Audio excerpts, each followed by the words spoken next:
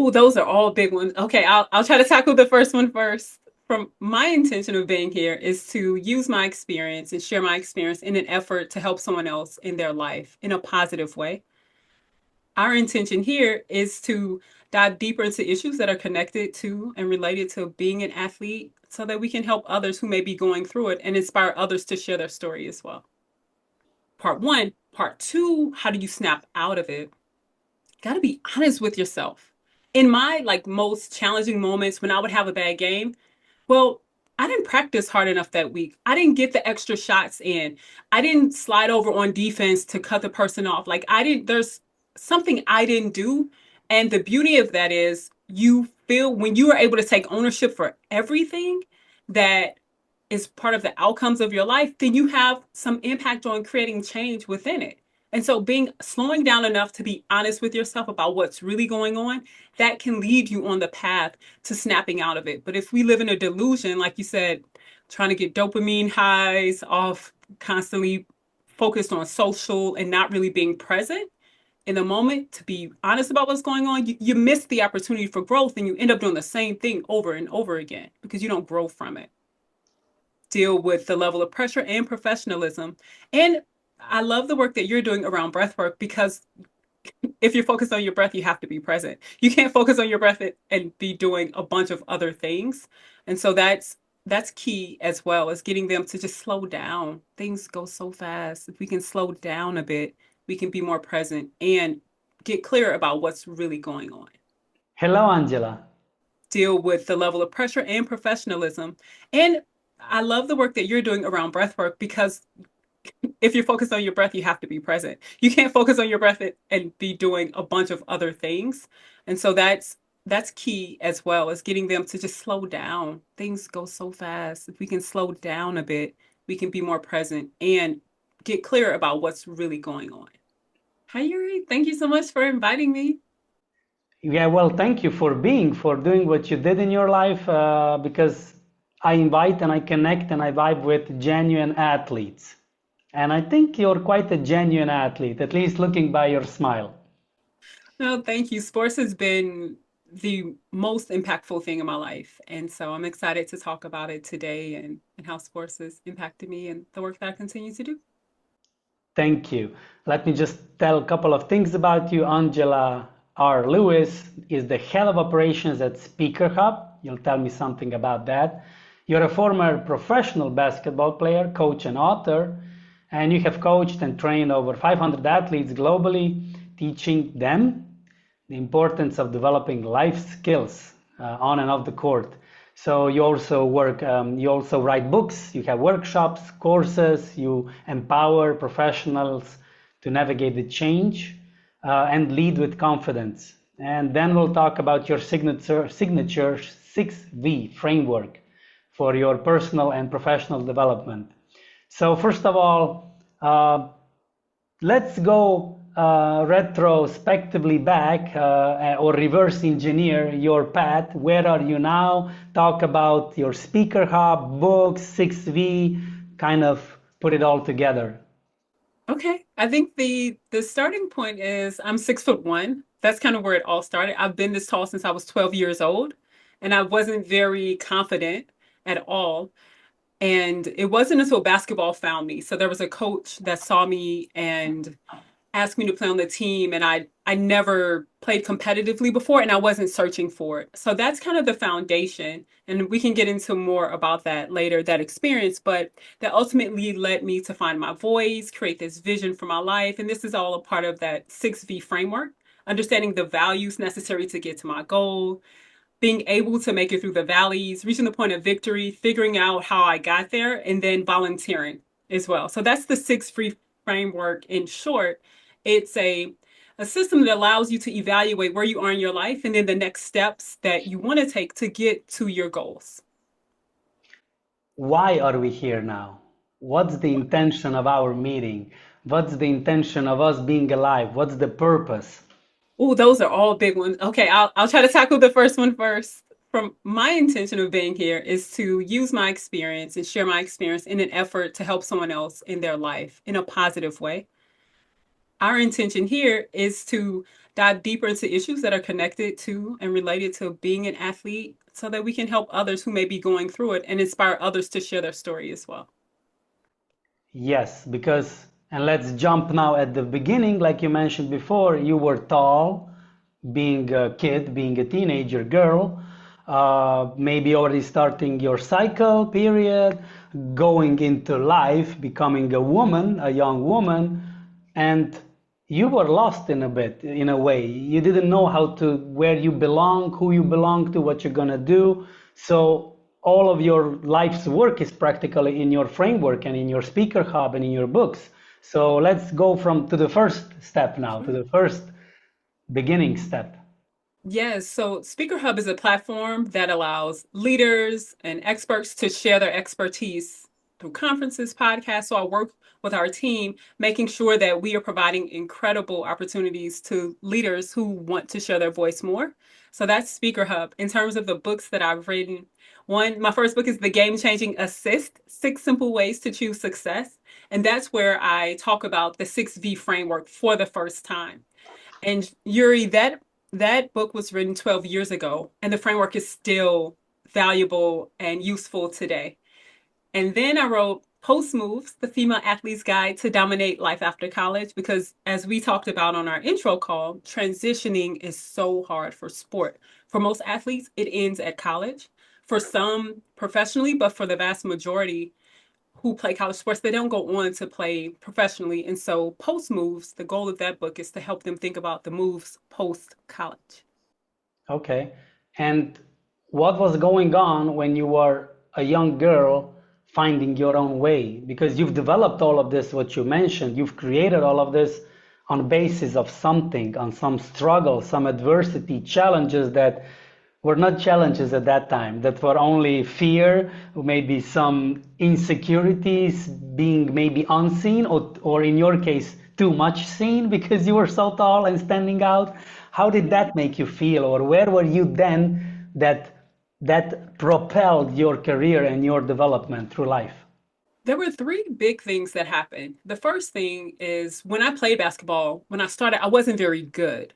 And so I learned, and what the 6V model really framework teaches is it's okay to not be good at something, but you can take the next step and get better. So I became better and was really insecure as an athlete because I wasn't very good, but people expected me to. So I had to learn how to deal with the pressure of all these eyes watching this really kid that was way bigger than everyone else struggle through becoming better. The other thing that was really impactful were the people in my life. So, family who were supportive. I had older brothers who played basketball who really taught me toughness.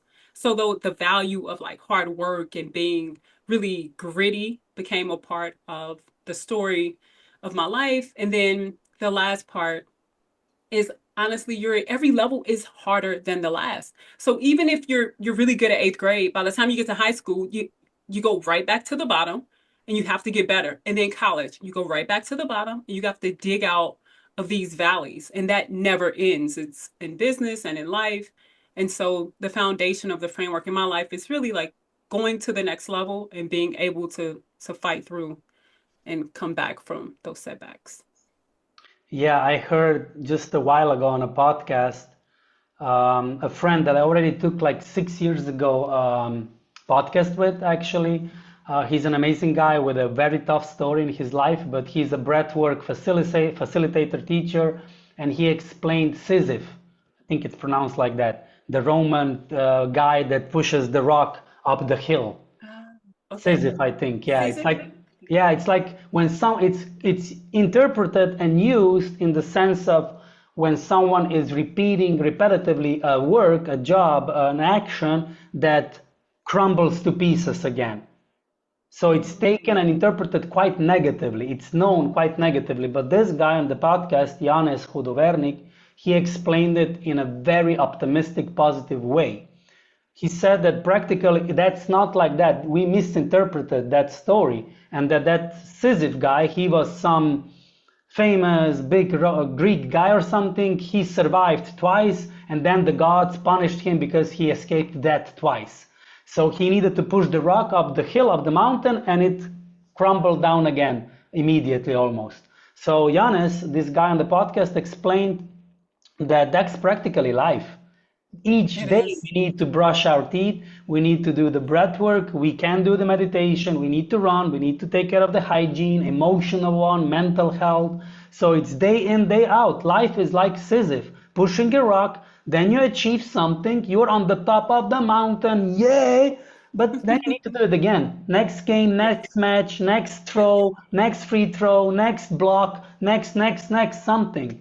So in that way, I really like that explanation, because nowadays all these youngsters that you meet with and that you impact in some way or another, you see how they have a low span of attention, high dopamine disbalance, irregularity of nervous system, breathing collapse, and they are searching themselves. They are maybe unheard, unseen, unimportant, and everybody's making a trauma and a trauma and a drama out of a trauma of a drama, and it's like a vicious ongoing cycle. So we need to all just snap out of it in that sense. How did you snap out many times in your career? How did you manage to just like say, you know what, Angela, just shut up and just do that thing, go through, but not in the sense of killing yourself, pushing, but in the sense of, I got this, I will make it through. Like you said, you've implemented this framework, the other one, so that's how you developed. But maybe share a story, because you're a storyteller. You have covered a couple of anecdotes or stories about you going through that phase of hardness. Sure, sure, absolutely. One of the things that happens in a phase of hardness, I'll give you an example. We were playing at the University of Cincinnati and I missed the game winning shot and I was very, very just distraught because it was a really big game on the road to win. So after the game, one of my coaches came up to me and he saw me sulking, like my head was down. I was literally crying because I really wanted to win that game for our team. And he's like, "What are you doing? You have to I understand. Here's what you did right. Here's what you do wrong. But you have to keep going."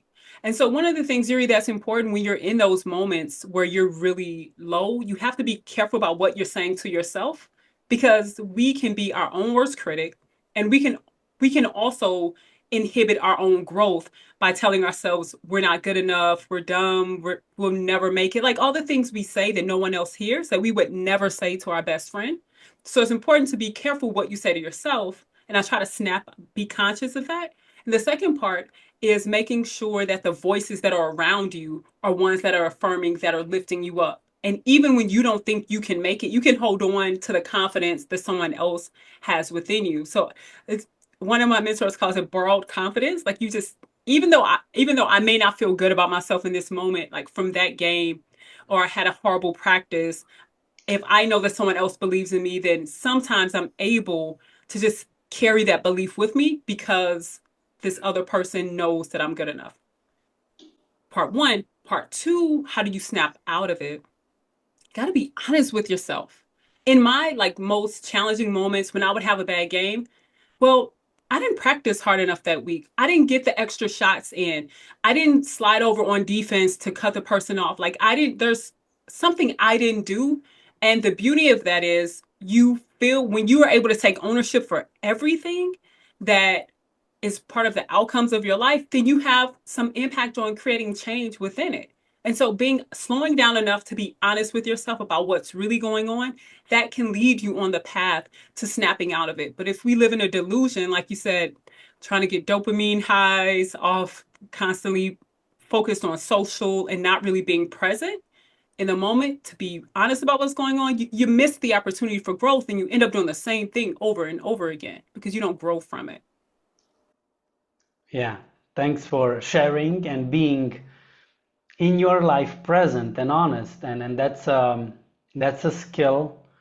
That's a very difficult point to have in life, because many are not aware, are completely oblivious of their own self-talk, negative one, being pessimistic. Mm-hmm. And I loved, I don't know who said it, but probably many athletes, you gotta love the process. You gotta love training more than the games itself. You gotta be willing to enjoy in the training more than in the winning. Because Yes. some are hating to lose, some are just so happy to win. or want to win. And that's just, once again, you're on top of the mountain and the rock, the next day comes, the next match comes. So you need to enjoy that. And the other thing that I remembered from, because I'm born like you in the 80s, and I've watched Michael Jordan. I love basketball. Also, many Yugoslavian players played there, Kukoc, Petrovic, Raja, and many others, Divac. Incredible. So all of these players, of course, we admired them. I had a hoop back at home that I played every afternoon. I was a pro table tennis player, but I loved to throw hoops all the time. But I wanted to say that how I loved Michael Jordan in The Last Dance, because I never heard that before from him. And all the people were saying he was just so present, he was just in the zone. And then he said, why should I worry if I throw a ball if it will go in? I throw it and then I see what happens. In that kind of sense, not to be quoting him exactly, but just like living in the Yes. moment. And that's so far away, I think, at the moment. Many athletes in USA are being pushed into sponsorship at the age of 9. Yes, it's a completely different world now for athletes. And I think there's this expectation of professionalism at a much earlier age than it ever had been before. No one expected me at 12 to be able to have a conversation with a sponsor or have a conversation and represent a brand at 15 or 16 years old. So there's definitely more training needed around helping athletes deal with the level of pressure and professionalism. And I love the work that you're doing around breathwork because if you're focused on your breath, you have to be present. You can't focus on your breath and be doing a bunch of other things. And so that's key as well as getting them to just slow down. Things go so fast. If we can slow down a bit, we can be more present and get clear about what's really going on. And actually achieve things Yeah. when you're slowing down and when you're breathing, because when you're not aware of your breathing, you cannot be aware what's happening. You're just doing the thing. Yes, you're in the zone, but I'm talking about being aware in the breathing, that you train your breathing when you're not under pressure, and then when you are under pressure, that your breathing has a pattern that's healthy. Because when you are relaxed, when you're not hyperventilating, when you're not breathing through your mouth, when you're breathing through your nose and using your diaphragm, also even under pressure, when you can manage those emotions and everything that's surging up under pressure, because outside pressure builds up inside internal pressure. So if you cannot handle that stuff, you're gonna lose it and you're not gonna snap out of it. You're gonna lose your mind. But it happens because you're not aware, because you're not conscious of what's going on. So in that sense, slowing down is actually a fast way forward. And Yes. being a genuine athlete is it consists with knowing yourself. Also, old Greeks have it written, know thyself. And what does it mean? So push yourself under, and you don't need to push. It's like, it's a stress test. Every match is a stress test. Who Mhm. are you? Have you been training, like you said? Have you been doing the off-court work, not only on-court? What Yes. what are you doing offline? Are you scrolling or are you present? Are you reading the books? Yep. That's where I think we All need of to it put makes a more big difference. attention. Yep, I agree 100%. All of that, all of it makes a difference because you have to be constantly learning and growing. Any leader, any athlete, they're always looking at ways to improve. And you can only improve when you take the time to reflect on what's been working well and what wasn't. So that's I, critical. yeah, I was an athlete, the not the good version, in the sense of I wanted only to win, and I wanted to commit no mistakes, no errors. Mm.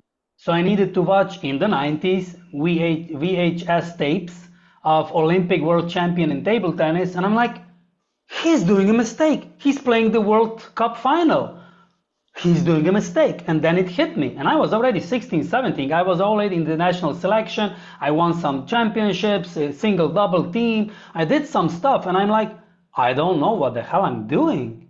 It's like I cannot live. And then I started to open more, to open more. I started to bring in. I just wish that I could have this mind that I have now back when I was 15 or Right? 16. What of a career I would have, what of enjoyment in life. So that's why I'm urging all these youngsters to soak in the wisdom. We've gone through shit tunnels.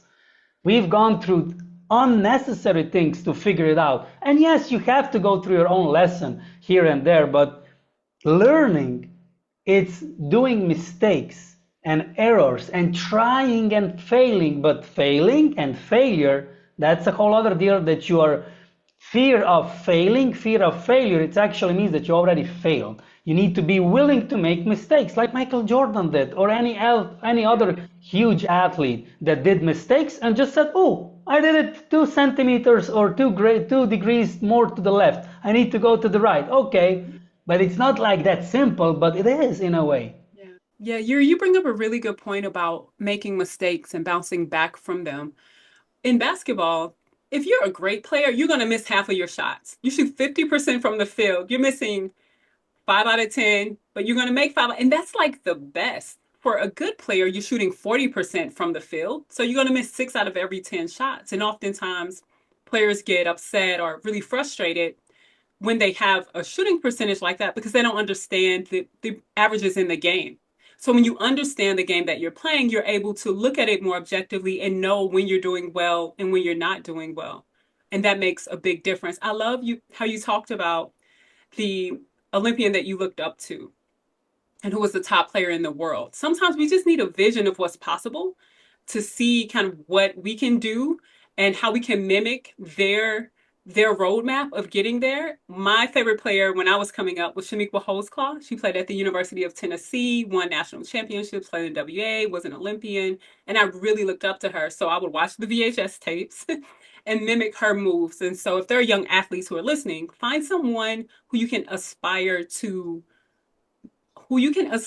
mimic their work ethic, not their skills. You may be shorter, taller, like you're not going to be the same person, but you want to mimic their training more so than trying to be them because you're ultimately going to be who you are, but you can be more like them. Yeah, and to add to this, pressure is life. Some call it suffering, some call it sacrifice, some call it the devil or the God or whatever interpretation, but pressure, like it says in, I think in US Open in New York, Arthur Ashe Stadium, pressure is privilege. Billie Jean King said it. And pressure, once you accept it, and once you know that training is hard, living is hard sometimes, and going through stuff is hard, then you're like 50% of it, of the hardness falls away and you're just dealing with that essential thing. So how did you deal, and take us through the chronology of beginning pressure, midlife, or not midlife, your mid-career, and then after career, and now how are you enjoying pressure maybe now? That's such a great question. How do I deal with pressure? Yuri, one of the things in sport, you train, I mean, we train what 3 4 hours a day and you play a game once maybe twice a week. That's 2 hours. And so the amount of hours you spend training far outweighs the amount of time you spend actually playing the game. And so part of dealing with pressure is knowing that you've trained well, but the other part of dealing with pressure is feeling the pressure. Like you're going to feel the pressure. You can't wish the pressure away and hope that it doesn't exist. It's a part of it. How did I deal with it? At different times, different. Sometimes I was upset and sad and angry when things didn't go well. There were other times when I was able to push through more. But I think what happens is if you have a bad game or you have an injury, if you can do the like just the next little step to get you closer to whatever that goal is. And so Yuri, when I find myself feeling a lot of pressure, if I'm writing a new book or even during my career, if I didn't know what decision to make, I try to think about, okay, what's like one thing that I can do to get better? Maybe it's work on my free throws. Maybe it's lift a few more weights. Maybe I need to train a little bit more. So rarely is it one big action that removes all the pressure. It's the little things day by day, the little things, the small decisions are what helps you make it through because sometimes it can just feel a bit overwhelming. Yes. I'm thinking on a lot of young athletes, also women, female, that because there's a difference in the gender between the genders. I'm talking about male and female. There's a big difference. Men are built differently biology wise. I'm not misogynist or something. I'm not doing in that way. It's just that we are built different biology wise. Men can handle more pressure and long term because different body. Of course, a woman can build her body as well to handle the external with the internal pressure. But you have a period, you have a cycle, 28-day cycle, more or less, days up or down. Men have a 1 day cycle of testosterone. And we are there, where it's done. Men have one happy hormone that when we connect, when we fight, then we hug. Or we repair together a car or talk about football and we're happy. Women have oxytocin and it's way more different. You need different things to be triggered, to be that it is excreted in a different way. And women in sport cannot be treated as a man in sport. How did you deal with that, and how did you adapt your period, your emotions, your hormones to the needs and requirements of the athlete world competitively? Yuri, I love this conversation because women and men, our bodies are very different. And honestly, we didn't adapt. We live in a very different time now. I think in 2025, we're going to have the conversations with young women about training in their bodies. But when I came through, you just keep going. And the downside of that is that we weren't connected to our bodies. We were not machines, but we were just expected to perform. And this isn't a criticism of the coaches or the trainers. We just lived in a different time when we weren't, it wasn't a topic where you talked about your mental health or how your cycle impacts performance or how your emotional state impacts your well-being. None of that was a conversation. So I'm glad that we're having these conversations now because it's really important. So honestly, when I came through, we just pushed and pushed through it. But now I'm keenly aware of how my emotions and cycle impacts my life. How much energy, or where did you get that energy as an athlete? Because you need a lot of energy, and also additionally to deal with all your hormones and period Mhm. cycle of up and down hormones. How did you deal with that? Where did you find the energy? Some of the energy is generated from practice and big goals. Like there has to be something internal that drives you on those days that you don't feel like it, right? So whether it's your period or you have a bad situation at home or however you're feeling emotionally, the court was always an escape. And especially now when we have all the phones, if you have a place and a space in sport where you can let all of that stuff go and just compete and work, it makes a difference. Nutrition, of course, is important. The right nutrition makes a difference. I definitely didn't have great nutrition coming up like I know now would have been. But nutrition makes a difference. We had certain meals before games and competition. Rest is critical. So always make sure I slept well. And recovery is key too. We spend a lot of time talking about the training aspect of sport and the competition, but recovery is just as, if not more important. So I sat in ice baths, stretching, having a stretching routine in the mornings and in the evenings, being aware of what's tight and what needs additional rehab. All of those things helps me to maintain high levels of energy. You're opening up many themes that we could talk about for hours. I'm gonna focus on because I think this is crucial for many athletes back in the past and now as well. Escape, you mentioned the word. I'm gonna hang up on that because it's not as good. And understanding what is recovery. So escapism nowadays, also with social media and with scrolling, screen time, and escapism in training, working hard, is too much, and you need to have a limit. And actually ask yourself, what are you escaping from? Because that drive can be hate, or being helpless or powerless at home, having some relationships that do not support you or where you are unheard, and the basket hears you, the basket doesn't respond, or the team, you are accepted. So it's important also to give some part of the energy also to arrange and put in order relationships and things in your life off court, Otherwise, you'll just be on court, and when injury happens or when you are defeated, you don't have anything on the court, and off the court is in crumbles. So you need to work on that as well. And the other side, recovery, as you said, it's connected with breathwork, because it's like sleep and the daytime. If you don't sleep well, your daytime will be bad. If you are bad in the daytime, you're not going to be sleeping well. Even if you sleep, you're going to wake up tired. So it's all connected. And if you do not breathe well, you're not even working good. You're just working hard and destroying yourself. And then recovery, you just want to get away from those nasty feelings that are overwhelming you. And you know that the next game or next training is coming tomorrow or in the afternoon. And you're like, I don't want this stuff.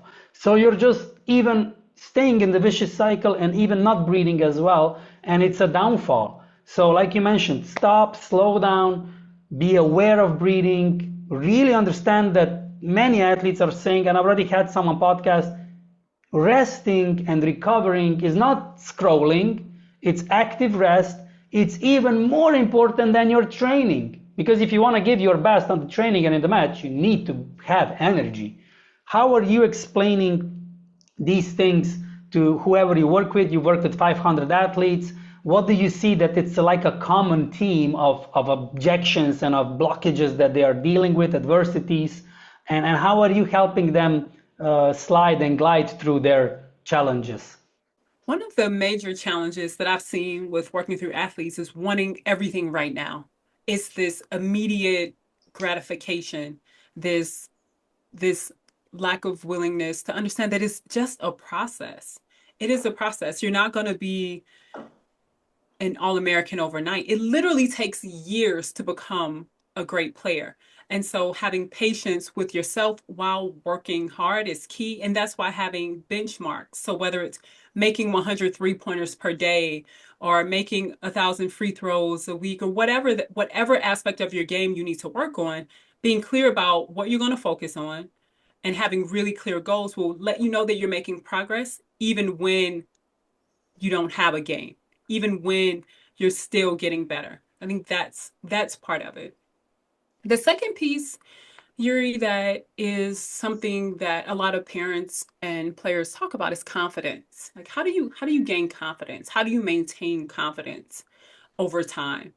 And the best way is one, knowing that who you are as a person and who you are as an athlete, your identity isn't attached to the thing that you're doing.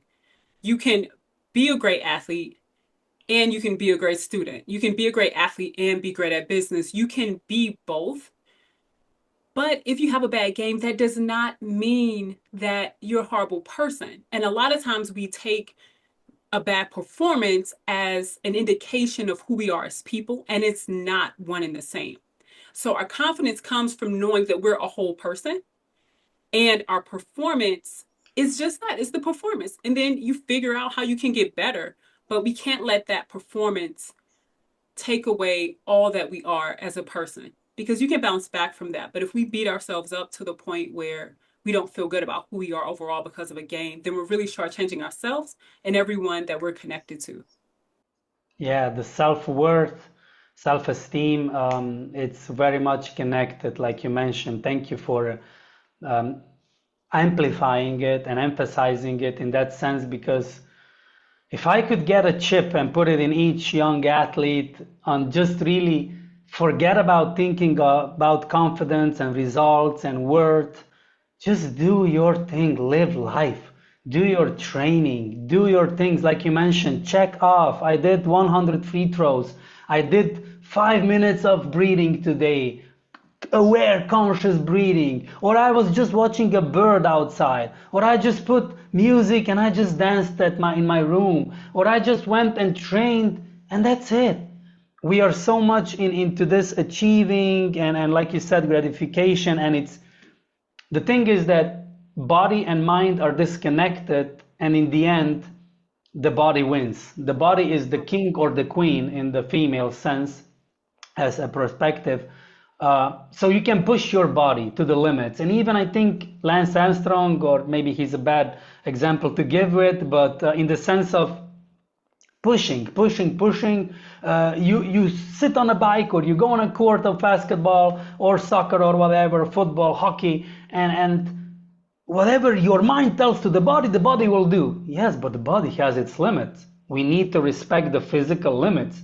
And many female athletes that I've worked with and that I know, not all of them, but they've had ACL torn because female have a wider pelvis hip and they have a different ovulation, a hormonal state that influences on their ligaments. And if that's not being taken care of, and the female triad, the bone density, the energy deficit, and what else is Eating there? disorder, Yeah, eating PCOD. as well. Yes, I think so. All of this needs to be looked into, and athletes are bored of life if they are not just training or being nice at taking selfies or TikTok movies.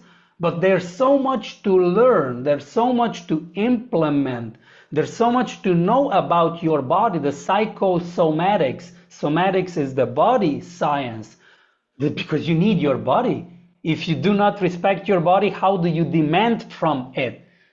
So there's a good question. How did you respect your body? How did you understand that your body is calling you rest?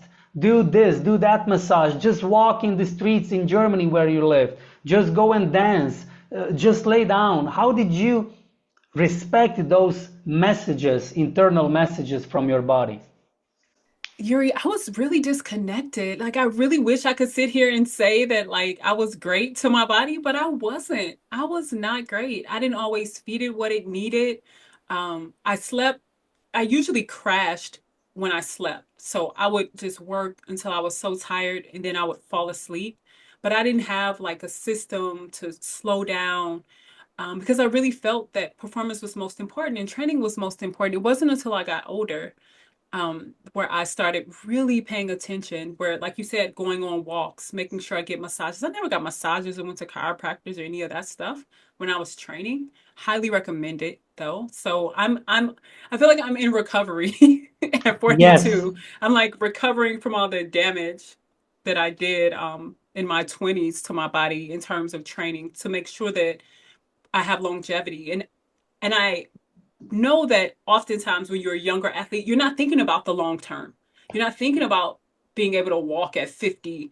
There's so many young women who were my teammates who tore ACLs, who are now in their 40s, who it's visible that they struggle from injuries earlier on. So I think it's important, but I wasn't great at it. I can't even act like I was because I definitely was not.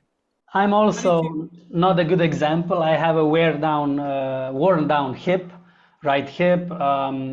Thankfully, that's the only injury chronic. I didn't needed a hip replacement because I use this method that really helps me, the AQ method that helps me to live, not just to survive and to not have chronic pain, which I did have for many years. And I not didn't listen. I never listened to my body when I had a cramp in my right hip because I also had a surgery of my appendix in the 1987 many years ago, and they did a big incision, and that Big scar. disconnected myself from the right side of the body. And many athletes have that issue. And they never told me that I need to, because I have adhesion. I have glued on organs now to my abdominal interior already. And they never told me, or that somebody who doesn't have an appendix needs to drink more water because they are dehydrated easily. Appendix is not something to be just taken away. It's like a reservoir for bacteria and parasites that are good for the body. So it's a lot of things that our adversity and challenges can teach us, but we want to teach others that they don't go down that path if it's not necessary. If you really need to break a leg, you're gonna break it. But if you can avoid that, if you can avoid tearing an ACL, then yes, please God, do not tear it.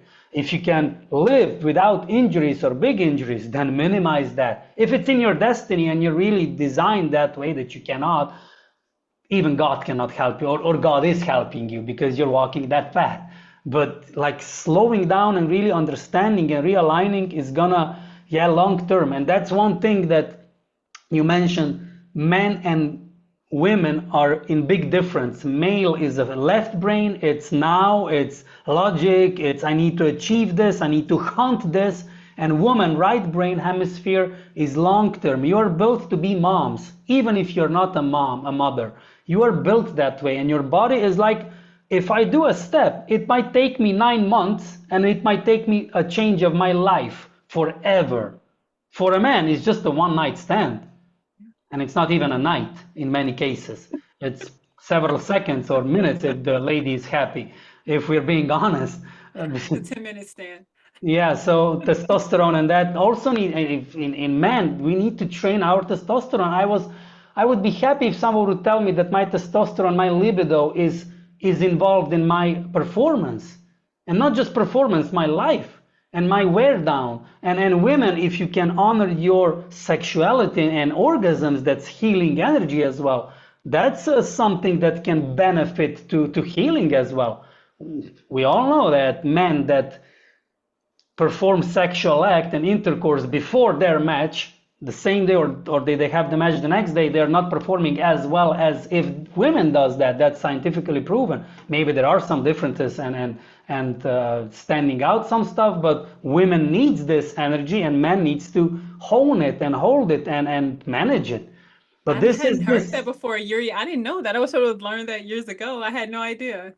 Yeah, there's a lot of things that we can all learn and implement, not just because this is also the other thing that we can tap into the subconsciousness. Many athletes behave like they know everything, or they have good coach, or they have podcasts, they listen, they read, and they are very educated and mental wise strong consciously. But their subconsciousness always finds a way to trick them. So it's like in our country, we say a waiter puts things on the table, but then turns around and with her behind, she crashes everything down from the table. So you're training and then you come to a match and you forget your shoes on the athletic field or on the basketball court. You forget your these shoelaces or something, or a towel, your lucky towel. So or you have a winning shot and you miss it, and you're there. You just need to put it in the basket and you miss it. So like subconsciousness is 95% how of our life and performance. How did you figure this out and see that there's something more bugging you, and not just you physically consciously training and knowing stuff, but that there's something subconsciously sometimes hindering you? Gosh, this is such a good question. How did I know that there was something subconsciously hindering me when I was playing?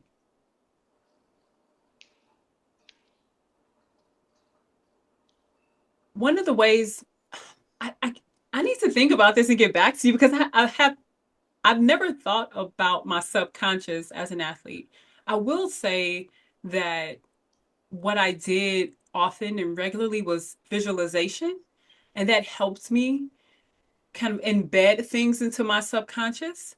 So I don't know if I was aware of what was happening, but I definitely was conscious of trying to put stuff there. So, for example, I would write our plays, I would draw our plays out, and then I would visualize myself in my position, and then I would visualize all of the other positions as well. So I needed to see it, I needed to hear it. I knew as an athlete, I needed more than just to do it on the court. I had to see it and understand it. So when come game time, I would feel confident that I knew exactly what to do and where to go, um, to ensure that I understood the play and do well. And so that worked for me. So even if an athlete isn't necessarily aware of what's happening in the subconscious, you're always influencing it, whether you know it or not. And that's one of the ways that I intentionally influenced it through visualization.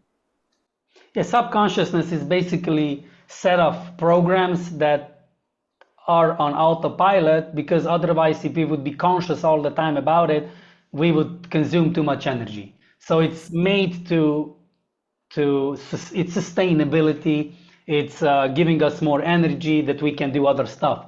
But the problem is if we are unconsciously, subconsciously unaware, like training something and putting some things on the autopilot, that does not help us in that Yes. sense. So the more you are aware of this, the more you're aware how you move, but you can be aware when you're relaxed. But how many athletes are you familiar with, or if you remember yourself, that you were relaxed? Like not relaxed like, haha, I'm in the zen, but like, okay, we got a game, I feel the nerves, like admitting yourself, being honest to yourself, or in the sense relaxed, Let's do that. Let's see what happens. Yes, we want to win, but let's play the game. How many times were you able to do that? Rare. Rarely would I say that I was relaxed. I was always very intense and nervous. I was nervous before every game. Like I had And butterflies all the time. And when I had those moments, Yuri, I didn't relax. You just kind of push through it. Like any physiological sensation in my body was a cue to just work harder. It wasn't a cue to slow down. It wasn't a cue to relax. It was just push through it because the only thing that mattered was performance. but when you did relax, did you perform better or did you enjoy more? It was definitely more enjoyable once the game started, and then I was able to get into a rhythm and relax always because then you're not in your head. You know, when you're relaxed, you're not thinking about the next play and the next move and the next possession. You're literally just in flow and responding to whatever's happening versus trying to plan out and think through everything. That's, can you repeat that one more time or five more times, please, what you said just now? You're in What the did I say? head, you're in the Oh, body, you're in the breast. Just repeat one more time what you said. You're doing great. That's it. Everybody needs to hear that. I said when you're relaxed, you're out of your head. You're not thinking about the next play and the next possession. You're just in flow and responding to what's happening, but you're not thinking through every single thing that happens. You're trusting your instincts and you're trusting that you've already done the work and prepared for that moment. And so relaxing gives you the opportunity to tap into a part of you that is really a higher level because it's not as reactionary, if that Yes, makes sense. yes, because the head can imagine, is very imaginative and can also draw up negative scenarios and drain you and Creative. drag you and hold you and add and fuel that shit. But the Hmm. reality resides in the body. The more you Yes. can go into the body, how many times you were angry, agitated, or in despair, or even lost and confused, and when you finally got to that small part of power, just go in your body. And when you can say, just go in your body, mid match, mid confusion, mid some relationship issue, just go in your body. Breathe, go in your body. When you go down from the head, you are in gravity, you are grounded, and then you can perform. Otherwise, you're just reacting, like you said, and it's so energy draining, consuming when you're like, I was playing table tennis. Basketball is fast, but table tennis, it's like even more. You need to have responses. But if you're reactive, I broke up two rackets or three, I think, because of anger. I broke my toe on the foot and it was in a shoe. I kicked the table tennis table and I broke it. That crazy I was. But that made me who I am because I'm not saying do that to become me or something, but it made me that I started thinking, what the hell is wrong with you? Not in the negative sense, in negative Mhm. self talk, but in what am I doing? Just focus, Yura. You're destroying. You know how much energy you need to break a bone? That's immense energy. That's not easy to break a bone. So, in that sense, imagine how much more you can achieve and what you've achieved with your career and with the travels and with how many athletes you've helped and writing books. That's a way better energy transmission and source and guiding than doing crazy stuff and being in scenarios. And I just read today 20 minutes of doing something is better than 20 hours of thinking about doing it. Ooh, that is so good and so true. Oftentimes we get caught up in our head just thinking it. I'm guilty, just thinking through what could happen, all the possibilities. When you just take action, and taking action, everything will unfold. Oh, I have this idea about this thing. We'll just start doing it, and it'll become clearer. Yeah. What about breathing? We already touched a bit about it. How is how much aware are you about breathing, and how do you think that breathing? Because like people are like, breathing is free, breathing is just obvious. You do it. Maybe you work a bit on it. You meditate. You close your mouth and yeah, okay, I got this now. But it's a very emotionally triggering aspect and skill that we possess.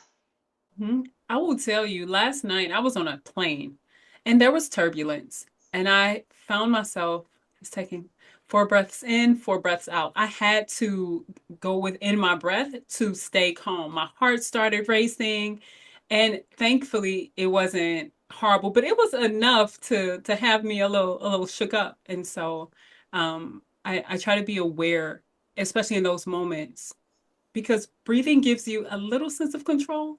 Like the only thing I can control in this moment is my breath and my attitude toward what's happening. So I'm better at breathing now and being keenly aware of my breath, especially in those moments of fear or Because discomfort. we are all going to reach a destination. Let's not be morbid or anything, but we are all going to reach the end of the game. We're all going to reach the destination from Dallas to New York if you're flying. We're all going to reach destination beginning and end of the training. But what's happening in between, how you are happening in between, who are you happening in between, how are you breathing, each free throw, do you take an inhale, ground yourself, exhale, you have time. How much time do you have shooting a free throw as a basketball player? Oh Like Lord, rule wise? 5 seconds, 10 seconds. I think more. I mean, it's not that long. It's 5 or 10. I need to look up the 10, rules. yeah, They change the rules all the time. Let me see yeah, if but you have time. there To is at plenty least of time. inhale once, exhale, and then just be there. And you can train that all the time. And breathing is connecting you to divinity. Breathing actually is inhaling God if you're religious. Breathing is cleaning you, especially and only if you're breathing through nose. Yeah, but I'm an athlete. I run a lot. Well, run less. But I'll be lousier and I'll lose to others. Better that you lose breathing through the nose than winning through the mouth, because you're going to have injuries, you're going to be tense, you're not going to relax, and you're not going to clean the air and moisture the air, and you're not going to bring the nitric oxide inside of your body, which is helping you to think clearer, to respond clearer. So that's a very, very important thing for athletes to breathe and to. I keep getting this youngster. He's 16, 17, a tennis player. His parents and his brother, 22 years old brother, they're coming to me to train, that I teach them how to feel their body and breathe. And this youngster is just an arrogant, all-knowing kid who does not want to train for some reason, because he does not want to train breathing, and yet he complains. And I said, you are prohibited from complaining with me or with my wife's tennis classes, because we're trying to give you fuel. You want to get some, but you need this fuel to learn stuff, and you don't want to. Then you cannot complain that you're left out of fuel. You just need to zip it and do your thing. If you lose, you lose. There's no complaining from your side, because you're not doing everything. How are you dealing with this kind of adversity, or teenagers, or someone that comes from maybe certain environment, not to judge or anything, or maybe is too much or too little supported, or is too much ambitious? How do you deal and guide this kind of characters? I try to slow them down that and make them aware of what they're doing. Self-awareness is everything, because I believe that people don't really want to be told what to do. So if you can coach them into self-awareness and coach them to thinking about and reflecting on what's happening, and then have them come up with solutions, people buy in a little bit more. There's a young lady who I mentor who I absolutely adore, and she was having an issue at work with her colleagues. And I helped her see that she had a choice in her response. So it's bringing light that they are empowering them to let them know they have a choice in their decision making, and then guiding them to figure out what's the best way to proceed based on who they are and what they value and what their goals are. So I think you have to tie it to something that they say they want. She wanted to advance. There's some, and it's the question is, do you think behaving that way is going to get you what you want? Well, the obvious answer is no, but she had to come to that. I couldn't just go to her and say, if you keep doing this, it's never going to work out for you. Like, no, this isn't going to get you to where you want to go. So it had to be her decision, not mine. Yeah, and what was your day like when you were an athlete, and now in the sense of being a Sisyph, fighting and pushing that rock up the hill every day or several days, and then it slides back down, writing a book, being an author, being a manager, leading, coaching, and before being an athlete. What did you deal with daily when you were an athlete or now that you can maybe tie together in the sense of your struggles or, challenges that were taking a lot of, consuming a lot of your energy? What I dealt with as an athlete is a lot of it is internal, it's mindset. So much of it isn't the physical, like we've been talking about. It's what are you thinking about and how are you preparing to reach whatever goal? And how do you communicate with others? So I think as an athlete, being able to really understand that there's a next play. So, for example, if we have an issue with our we have a big event coming up, right? So we have a big event coming up in a few weeks for work. So I'm always thinking about what are the little steps to me in my mind is game time. Like this is a big game day, just like it was as an athlete. So we're preparing for game day, making sure that we have all of the systems in place, the plays are running, we have the right people in the right positions. And so I bring that the idea of like games, game day, running the right play, like operating is running the right play, but then also knowing that things are going to mess up. It's that's just how it works and being prepared to handle it when it goes wrong because it just will. We'll do our That, best, but something's going to go yeah, wrong. that was practically my last question, and you've, in a way, sort of already answered it. What did how did sport impact you, your life, your behavior, your understanding, maybe in the negative and in the positive way? And like you mentioned now, you address and you attack things like in a game day version training. It gave you discipline probably and the thinking, because there is a difference being an athlete or not. I'm not talking about a professional athlete, just getting that aspect. One of the things that we haven't talked about much that it's okay is that I think is really key is having coaches. As athletes, we always had coaches who could see the game from a different vantage point and who could help us understand our role in what's happening. So I'm a big believer in mentors. I'm a big believer in working with people who know more than you or finding people you can learn from. And then you learning and being willing to teach others because that kind of cements the learning within you. If you can learn something and then help someone else out along the way. So that's the thing I learned. Learn from people who know more and then teach people who know less and continue to learn and continue to teach. Great. Anything else you'd like to add or express that maybe we haven't touched or that I've forgotten? I think this was a great conversation. No, just keep going and keep giving and have grace with yourself because you're going to make mistakes. It is a part of life. But if you can hold on to the vision that you have for yourself and move closer toward it with little actions, you're going to continue to get better. Be good to people. We need more people being kind. We need more kindness in the world. So probably what we Like need. Luka Doncic, my man, Slovenia. Yes, yes. I'm in Dallas, so we're all pretty bummed that Luka got traded, but Yeah, well, he's he's still going to in continue to have NBA. a He great didn't career. get traded to Iraq or something, so he's True. still there. You still see him in the Western Conference. So. But Very yeah, true. he's a good example of being kind and embracing life, and from a young age being very professional. And look at where it's gotten him. He was already in the finals, and he won Europe all over, a team in the Spain and national wide, and a European Championship. So and he was on Olympic Games fourth. So it's with the team, of course, not just him, but yeah, he's a big impact in the world and in Slovenia, and he helps a lot of people. So I think we can all look up a bit to Luka in that sense of his amazing life and amazing energy. 100%.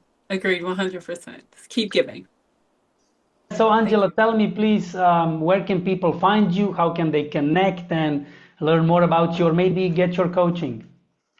If you want to learn more about me, you can go to angelarlewis.com, angelarlewis.com, or you can find me on LinkedIn, Angela R. Lewis. So I would absolutely love to connect. And Instagram, the Angela R. Lewis.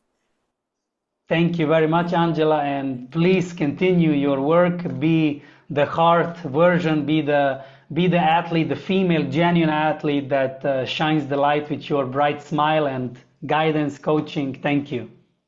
You're welcome. Thank you. Thank you so much for having me. This has been great.